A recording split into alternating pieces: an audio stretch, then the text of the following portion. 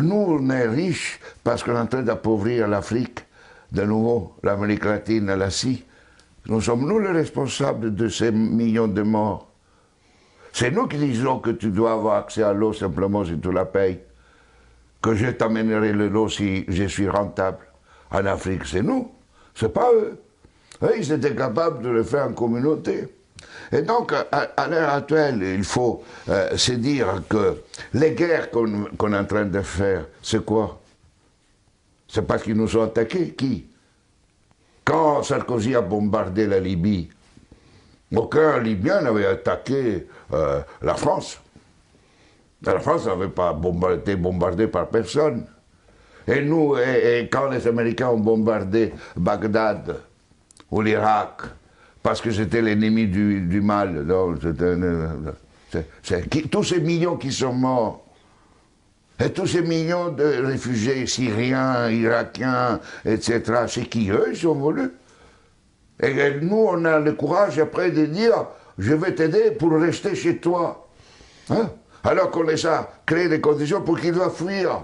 Et nous, on va dire hypocritement, cette Europe qui hypocritement donne 6 milliards à la Turquie, 2 milliards aux Libyens pour pouvoir tenir les gens qui viennent d'Afrique, où on est en train d'alimenter, nous, les guerres.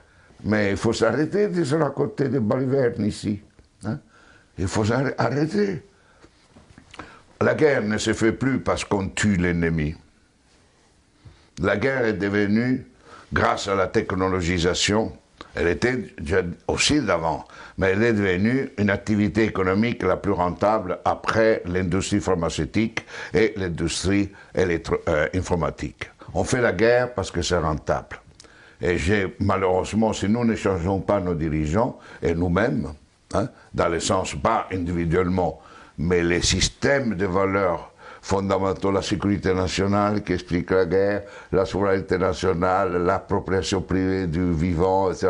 Tout ça, on fera la guerre. On fera la guerre, pourquoi? Parce que pour cela, deviendra une activité de plus en plus rentable.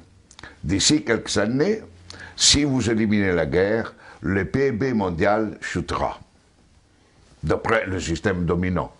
Il ne chutera pas si on est dans un autre système. Au contraire, la guerre, la disparition de la guerre sera une source de richesse. Mais c'est pour cela que les dominants à l'heure actuelle ne veulent pas réduire les armements, ne veulent pas réduire les occasions de guerre. Parce qu'imaginez-vous la France sans la guerre. Que serait comme économie? Imaginez-vous les États-Unis sans guerre, deviendraient des pauvres. Dans des économies pauvres. Donc aujourd'hui, on est entré dans une phase où on fait la guerre parce que c'est rentable. Et vous n'aurez aucun dirigeant actuel du monde qui arrêtera la guerre, parce qu'il sera crucifié, parce qu'il sera lapidé, parce qu'il va contre la logique. La guerre fait augmenter le PIB mondial. La guerre permet la croissance économique.